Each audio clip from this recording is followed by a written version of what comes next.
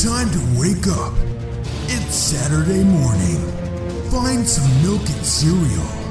Grab a bowl and spoon. No, a bigger spoon. Head to the living room and take a seat on the floor while Joseph and Chris present to you Saturday Morning Cartoon! Hello everybody and welcome to Saturday Morning Cartoon Boom! This is your wake up with the Saturday morning sun, plot on for people to share cereal and share your favorite cartoons, both old and new. I'm Joseph. And I'm Chris. And this morning we watched SpongeBob SquarePants. Are they square or are they more rectangular?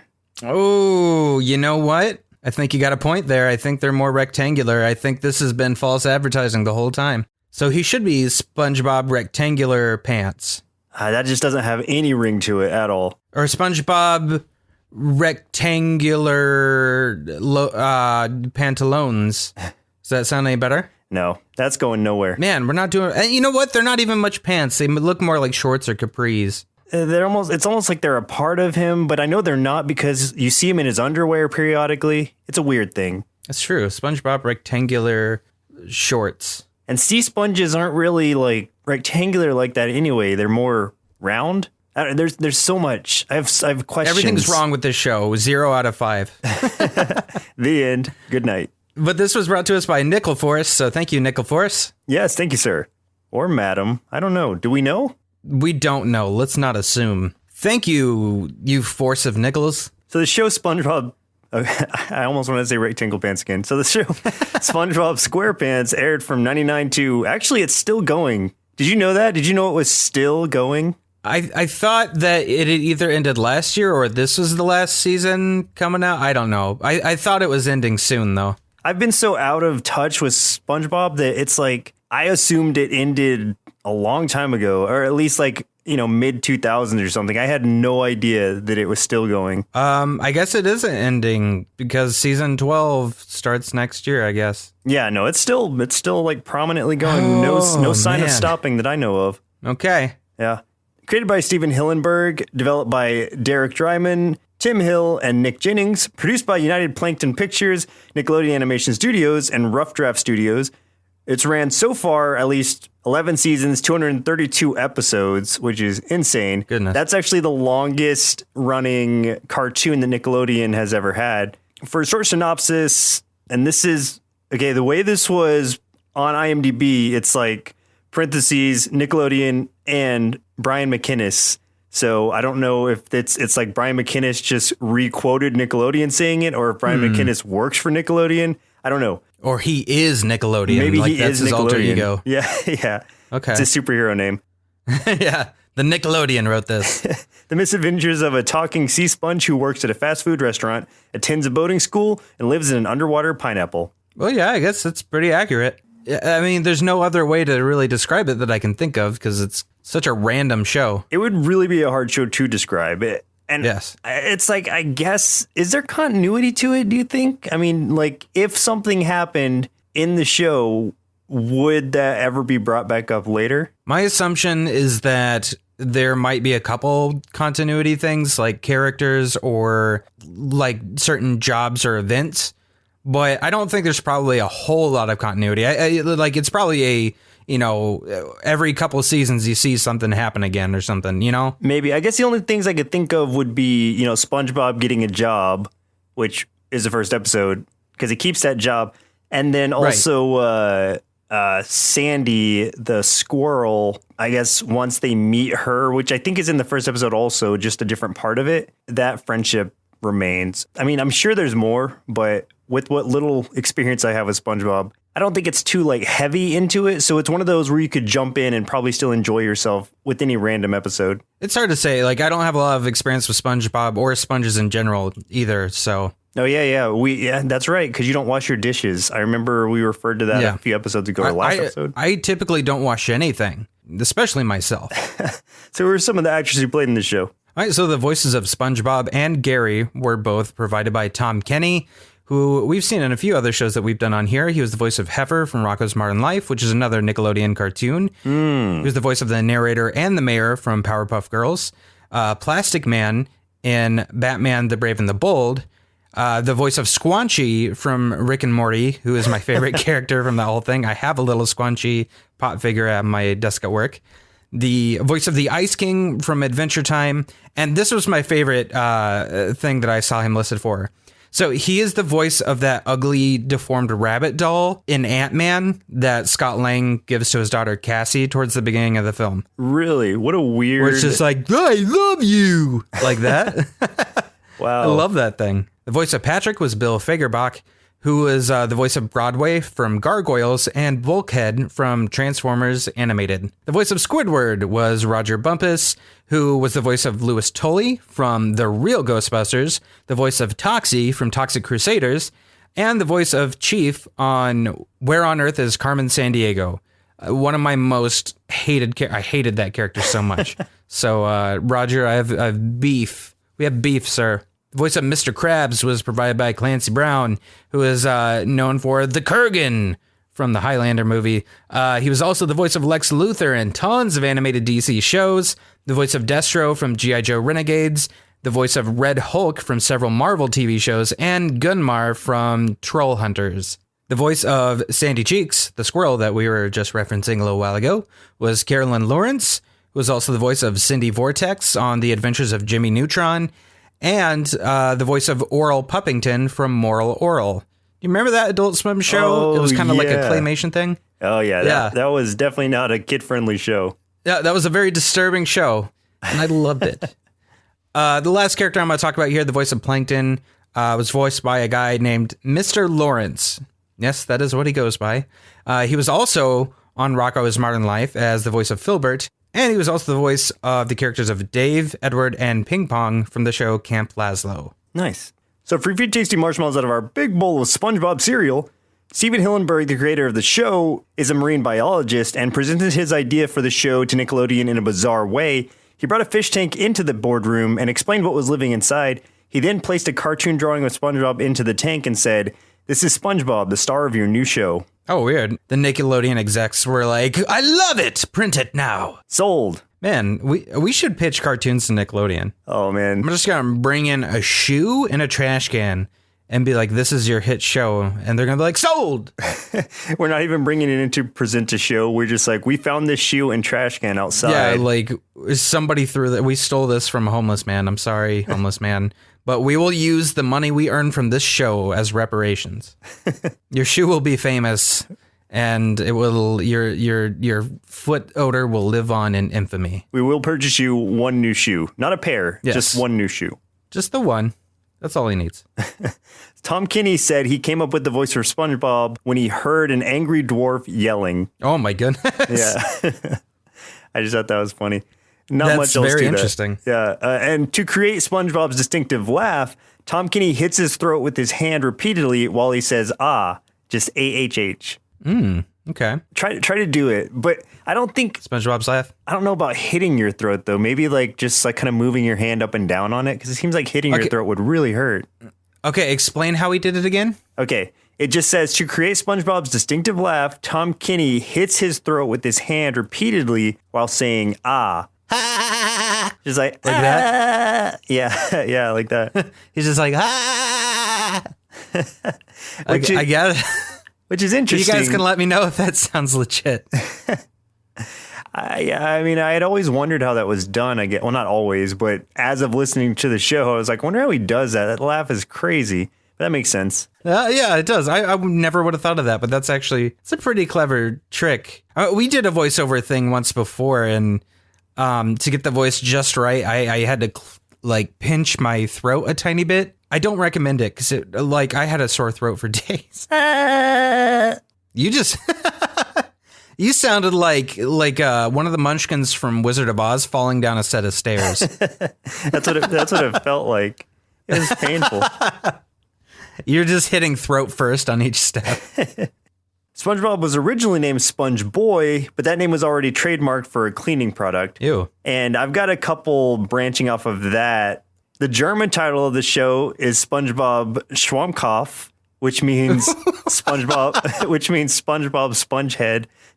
What? And the best one, in South Korea, SpongeBob is referred to as Square Sponge, or quite often Square Square Sponge Song, because in the title song they need 4 words to match the music, and most children refer to him in the second way, which is Square Square Sponge Song. So that's the character's name in South Korea. That's so weird. Square Square Sponge Song. How many memories of the show? You have to. It's been around forever. So the only time I ever watched it was when I was in high school. I watched a few episodes with my then girlfriend because she was in a really bad mood and like wouldn't do anything else except watch SpongeBob.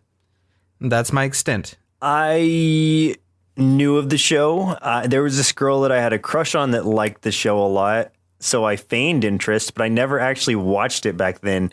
I may have caught like parts of an episode, which is, I mean, that's like almost nothing because they're split into 2 parts. They're only 11-minute episodes. And to say I've only caught part of an episode, that kind of goes to show you how much experience I have with SpongeBob as a whole.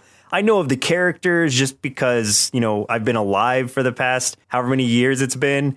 But other than that, I really didn't know a lot about the world or anything. Mainly just I could have told you the names of most of the main characters, and that's probably about it. Yeah, same here. I knew SpongeBob and Patrick. I know Mr. Krabs and Squidward. Plankton. That's it. I didn't know any of the others. Oh, yeah. I knew Plankton. I knew Sandy. But yeah, I mean, maybe those are all the characters. I'm sure there are some more that I'm leaving out. But yeah, that's my familiarity with it. I'm glad I knew who Squidward was just so I could laugh at that joke in Avengers Infinity War.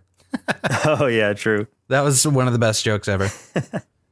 So let's go ahead and jump into the episodes we watched for today's show. The very first episode, High Shred episode, and finally a random chosen episode. Order may vary depending on how those episodes fall chronologically. But let's start with the very first episode, which was Help Wanted, Season 1, Episode 1A. 2 hours later. In this one, SpongeBob tries to get a job as a fry cook at the Krusty Krab.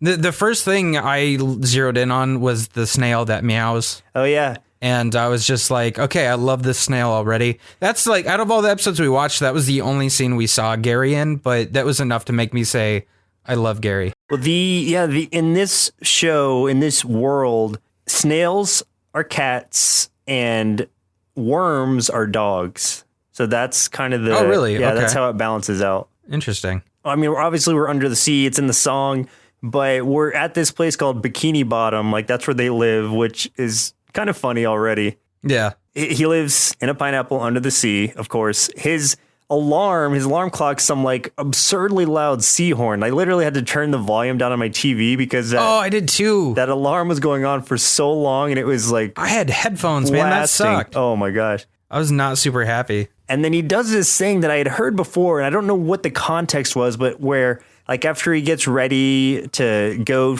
to the interview at the Krusty Krab, which is where he's trying to get a job, he's just doing this thing. It's like, I'm ready. And he just keeps saying that. And I'd heard that before. I don't know where, though. I didn't care for it. Like, let me get this out here real quick.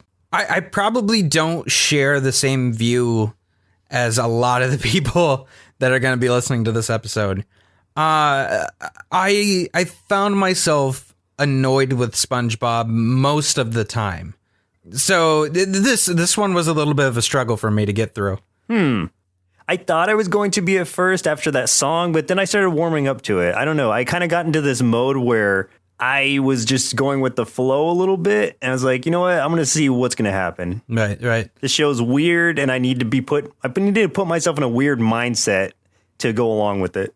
Which is called drugs, right? So he goes for the interview at the Krusty Krab, home of the Krabby Patty. Squidward is like the only person who works there aside from Mr. Krabs, who is the owner and a real cheapskate. He's kind of like a Scrooge of this whole thing. Not even Scrooge. Like, he's not like a mean guy, but he's just such a penny pincher. And Squidward, for whatever reason, already has it out for SpongeBob. We don't really know the context of it. He just does not like him. I'm basically Squidward, aren't I? Yeah, which is a grumpy old man. And I think in general, a lot of people have like, not even a lot of people, but the villains especially just have a lot out for like against SpongeBob. Like, he just bothers them for some reason. Me included. Yeah, you're a villain. I do have to say, like, as far as the animation goes, like the style, some of the visual gags reminded me a lot of a mix of 2 previous Nickelodeon shows, which are Ren and Stimpy and Rocko's Modern Life. And I don't know if you felt the same way, but like within the first few minutes, like I was feeling that vibe of both of those.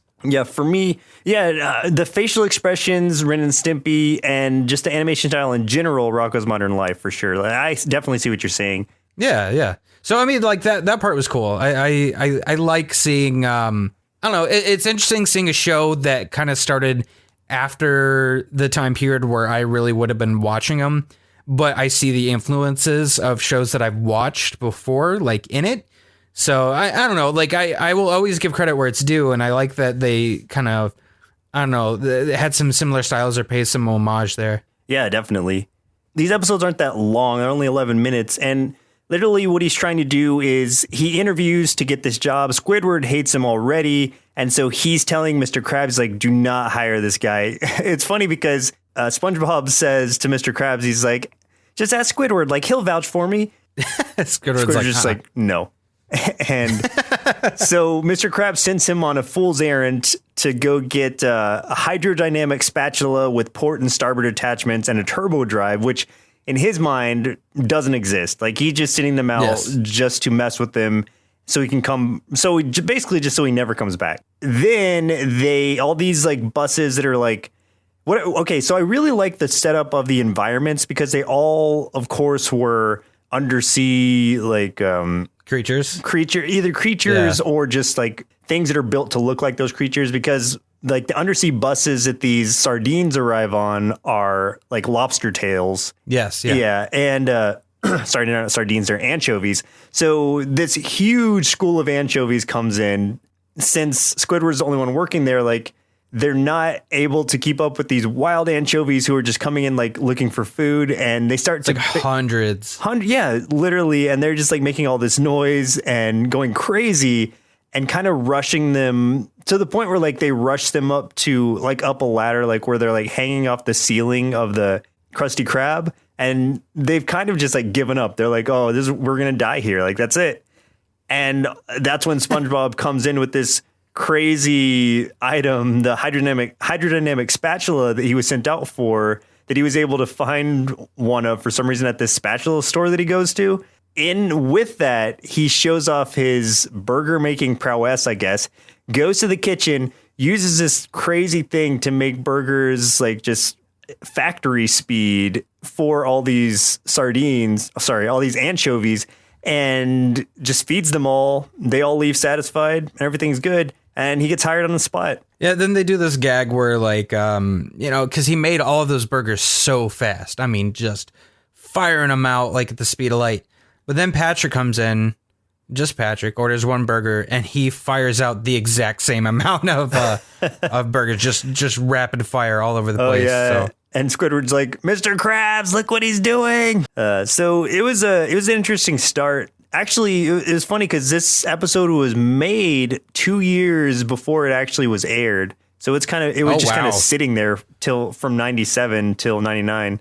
Well, and here's one thing, and I think this is and this will get kind of into the next episode too. I think this is one of the problems I have with SpongeBob. At least, I don't know that he's always like this, because I feel like there was a little bit of difference between him in this episode and him in the next episode we're about to talk about, where it's kind of like, in this episode, he's pretty brainless. Like, he just kind of reacts and stuff like that. And it's like he doesn't have much of a mind or something. Whereas in this next one, he actually like seems like he has a little bit more thought to him and stuff, Yeah, I mean, I guess he developed some, but then you jump to the next episode after this one. Yeah, and then it's kind of back to kind of brainless. Yeah, so that was weird for me. I guess the way I look at him is kind of like he's very naive and almost like he's got like a very young child's mind, but he's an eternal optimist. Like he always looks on the bright side of things. He doesn't really see bad things around him, or doesn't really like understand that. Yeah. Inspiring in a way, but he's also very, very clueless as to what's going on most of the time. The things I did like about this episode was definitely the anchovies. I liked what they did there. I thought that was kind of a fun gag.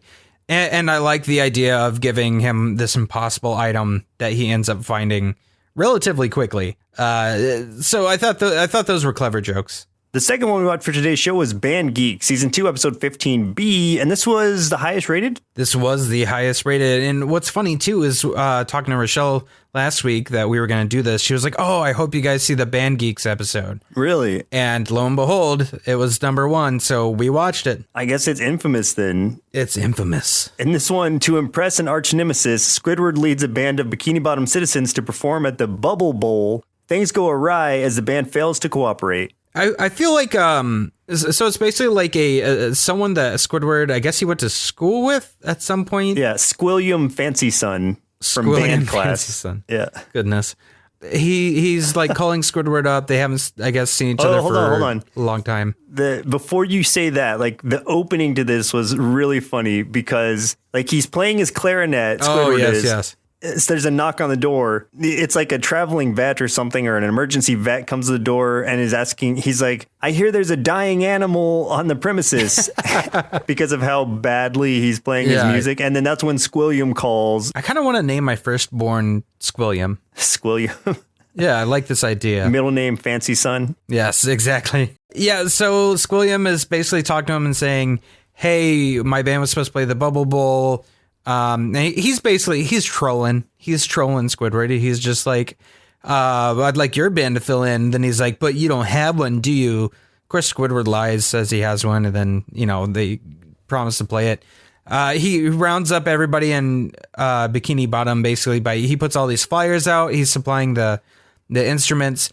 The one gag I thought was funny is you're seeing everybody see the flyers in different places. The one guy sees it in his shower as he's showering. Yeah. Which, like that, I thought that was a funny gag. But they're basically, he gets everyone together, and as you expect, they're all horrible. There was a funny thing where you saw Plankton trying to play a harmonica, which was great because he's so small. He has to like run back and forth to hit the different holes, and he's like out of breath and falling over. And that was good. I liked Squidward's band humor, which was kind of an ongoing thing, or at least happened a couple times where he's just like, I got to drum up a marching band fast. Oh, man, I face palmed at that one. Oh, okay, so I was in marching band for 2 years when I was in high school. Nerd. And I got to tell you, like, the marching band people, I mean, truly are the worst. They are the worst people. No offense to anyone in a marching band, but like, I did not enjoy my time there whatsoever. It's weird because it's like, I mean, at least in my school, it was kind of like the band geeks were like some of the most picked on people. But even in the band geeks realm, there's like an elite band geekdom in there that like look down on the others. And I'm like, you got to be kidding me. Really? Nerds bullying nerds? Yeah, it really was. And I was like, this doesn't make any sense. So I was like, I'm out. I'm out of this. That's sad. But I was the bass drum captain, Joseph. So I'll have you know I was captain. Did they pick on you, Captain? No, but I did have to break up a fight once, and by break up a fight, I literally threw someone by his neck. I thought you were going to say you threw drumsticks at him. That would have been really on point. No, but someone also, like our drum tech, had put porn inside of one of the bass drums. So if you look through the little hole where the air comes out, you can see porn. Wow. Yeah, it gets pretty hardcore in band, you know? Yeah. That one time at band camp, I know the stories. Oh, yeah. It gets rough. Ugh. It's a rough life. I like that somebody called SpongeBob a talking cheese. That made me laugh. Oh, yeah. I think that was the first gag where I actually laughed out loud. It might have been the only time I laughed out loud. But oh, my gosh. I liked it. There were a few times I laughed out loud. This episode, not as much, but it was kind of funny. I like when he was trying to get them to repeat after him, where Squidward was. So he's like, sounds out these notes, and then the bass does it, and then he's like, all right, now drums, and then everybody's been like blowing out of these horns, and so the people on drums start blowing out of their drumsticks. And then it shoots them, like it propels those drumsticks into Squidward and like pins him to a wall. And he's like, too bad it didn't kill me. Like he's such a negative person. I love Squidward. He's like a direct opposite of SpongeBob, and I like that a lot. Which probably speaks to my character, that he is absolutely my favorite character in this show. Squidward is by far the best. I love him. So like Squidward gets all downtrodden. He's just like gives this long speech about how they destroyed his hopes and dreams, and he's like, thanks for that. And then Patrick's like, you're welcome. Yeah. That was pretty good.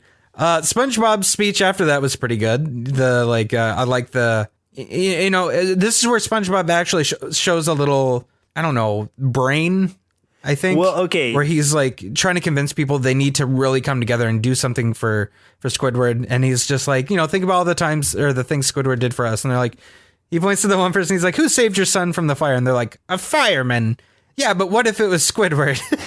Yeah, that's the thing. It's like SpongeBob's trying to be helpful, but it's in a very naive way because he's like, Squidward's always been there for us when it's convenient for him.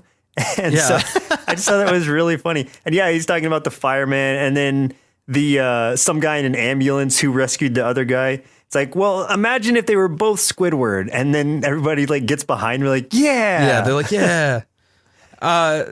So I mean, the end of this episode is by far the best part of everything that we saw, I think. Yeah. And the show to me would have been rated lower if I hadn't seen this, because I was like, oh, like, maybe there is some fun stuff to this show, because I wasn't feeling it from that first episode. But this, I was like, this gave me hope. So they show up. Squilliam is basically like, yeah, he trolled him. He's just like, oh, you're just here to make a fool of yourself. They're doing the bubble bowl thing, and like, they're good. They're really good. And it's basically like they're performing, but this song is actually the real version of Sweet Victory. There's like pyrotechnics and the crowd's going crazy, and the crowd is like, it's footage from an old football game. So you're seeing actual people. And one part you see like a big dude like with his face and stomach painted, like crying in the crowd out of joy. And it's just, that was funny. It was weird because they raised like a bubble of water into an actual live stadium.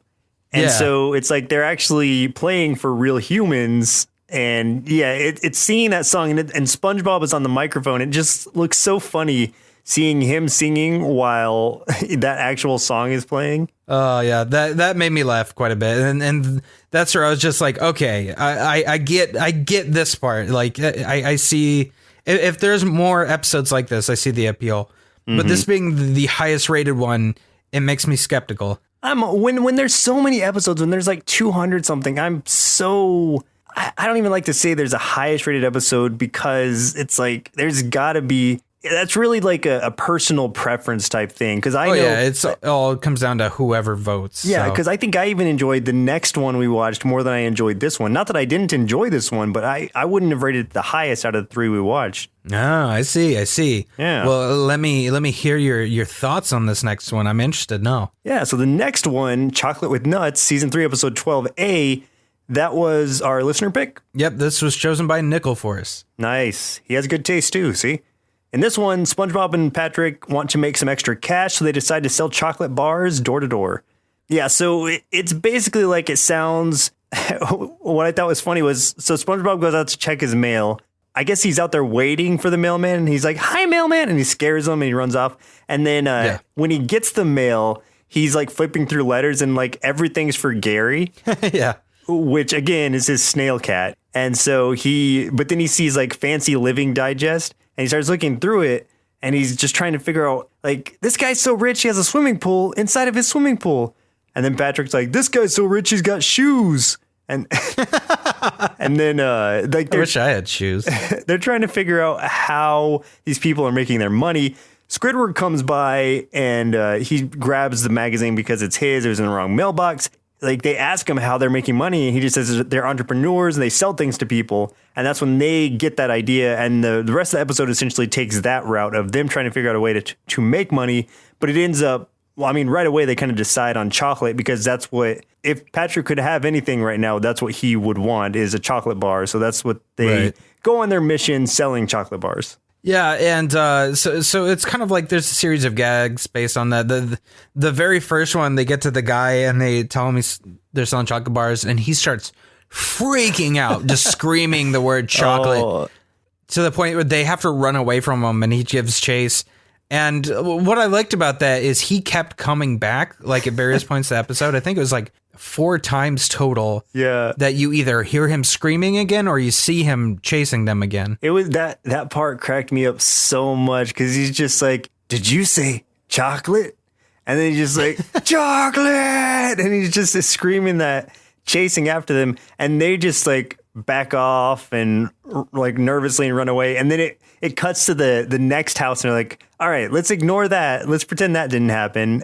And they keep going. And at first, like, I thought that was just a one-time gag thing. But then the fact that it just kept coming back, like almost it was like good transitions between scenes that made it even better. It just sweetened the deal. Isn't it in comedy? There's like the rule of primes where it's like, you know, you do something once, it can be funny.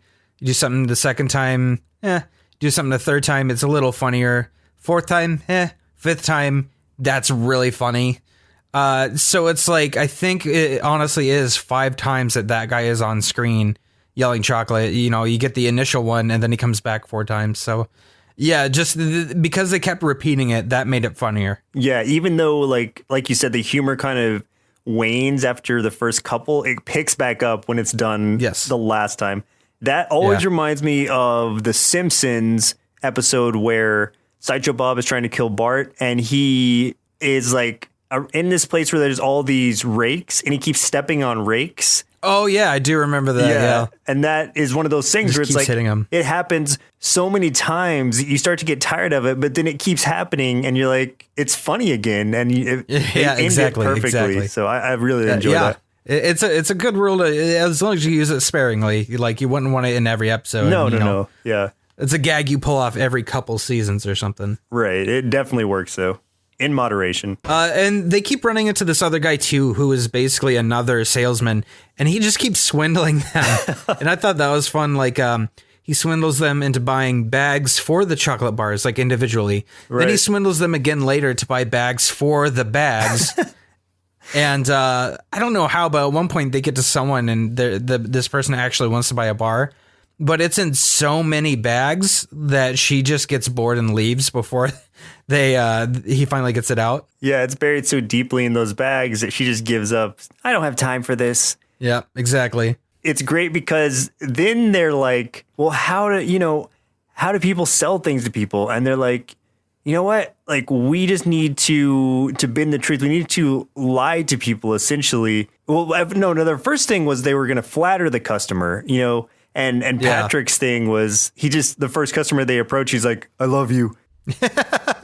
It's a little too much. That was funny about that was that guy actually is like he's gonna, like, he doesn't buy chocolate because, like, he said he and chocolate have like a long past or something, and he shows them a picture of himself at 13 years old where he was like really heavy, really overweight, and he sells Patrick one of those pictures, or no, he sells Patrick 10 of those pictures. 5? Oh yeah, it was like 10. Yeah. And so then in the next scene, Patrick's just like distracted by all these pictures of this guy he's looking at.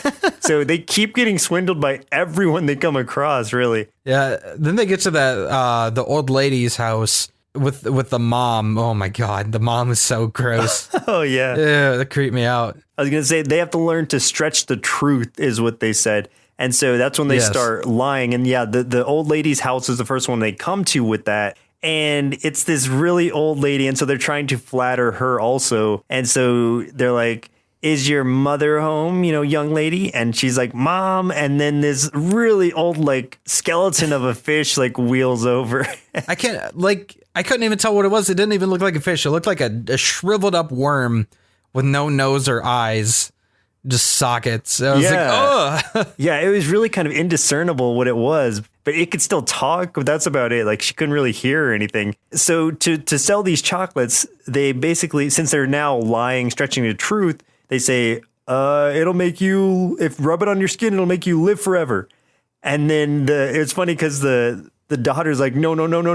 And then so the old lady buys some because of it's going to make you live forever thing. And then it just goes into this montage of them stretching the truth where they're like, it'll make your hair grow. It'll make you sound smart. It'll keep your face from getting any uglier.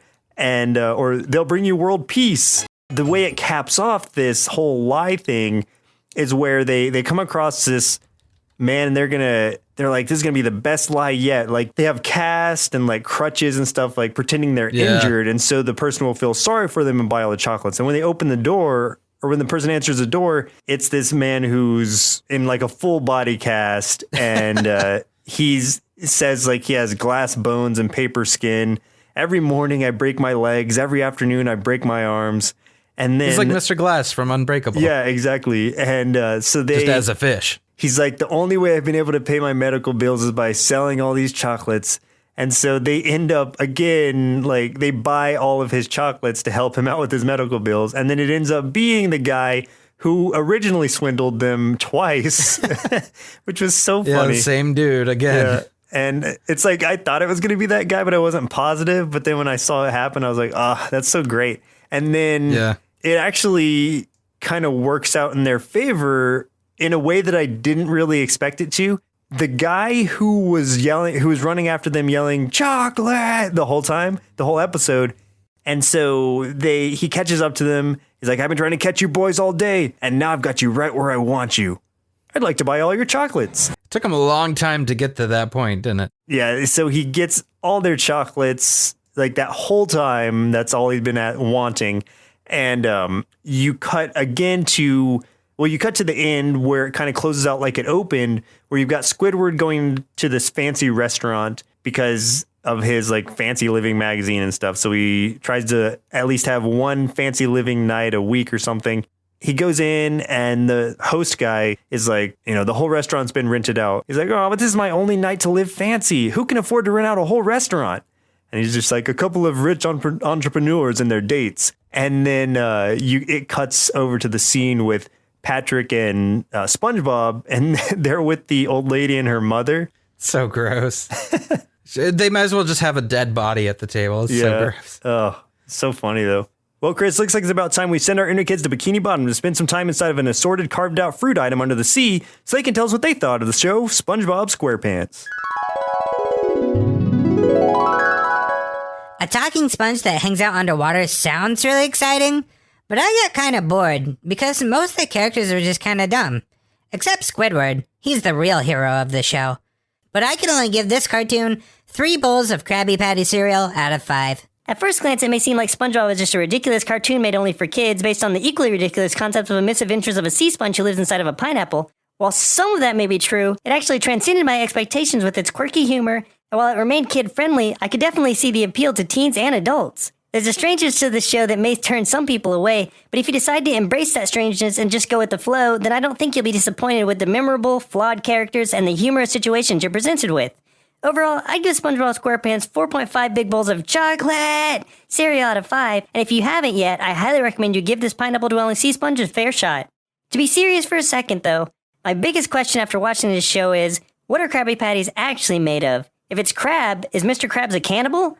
If it's some other fish, are most of his customers cannibals? That's like if someone served me something called a human patty. I mean, if I was hungry enough, I'd probably still eat it, but I'd at least give pause for a sec. I heard the secret ingredient of Krabby Patties are sea cow. Da-da-da-da-da-da. Good night, I'll everybody. take my leave. But I would go for a Krabby Patty. I would give it a shot. As long as there's no mustard on it, because mustard's the devil's tools. Oh. But I would try it. Mustard is awesome. I don't care what you say. You made me throw up right there. That was real. I'm gonna need anybody who's a fan of mustard. Please let us know, and we're gonna be friends. Here, we're gonna try something real quick. We'll try a poll. Everyone who loves mustard right now, raise your hands. So I thought I don't see any hands raised. Both my hands are raised. I count as 2. That's negative. I didn't see it. So do you have any final thoughts on SpongeBob SquarePants? Yeah, I completely get like where you're coming from with that. Like SpongeBob, I could see it graining on someone if I were to watch it maybe for like hours in succession, but with the short episode run time and, it doesn't focus completely on him. Like I was okay with it. Like I was able to digest it. I was able to appreciate the surroundings and the humor to the show outside of the main character. So for me, it worked, but I could also, like I said, completely understand where it might not work for other people. But I'd say give it a shot and judge for yourself. Yeah, I think everybody should give it a shot because, I mean, I don't know. It was weird for me because I know it's such a fan favorite. So obviously this appeals to a lot of people, but I mean, just after watching these 3 episodes, I don't see the same appeal that everyone else has gotten from it. Maybe there's other people out there. We should start a club. It'll be like 3 of us. I still got a few chuckles out of it. But for the most part, I said for the most part. But for the most part, I just wasn't that interested or didn't care for the characters or most of the gags. I mean, specifically SpongeBob, who's your main character. I actually had more fun just talking about the gags with you than actually experiencing them through the show.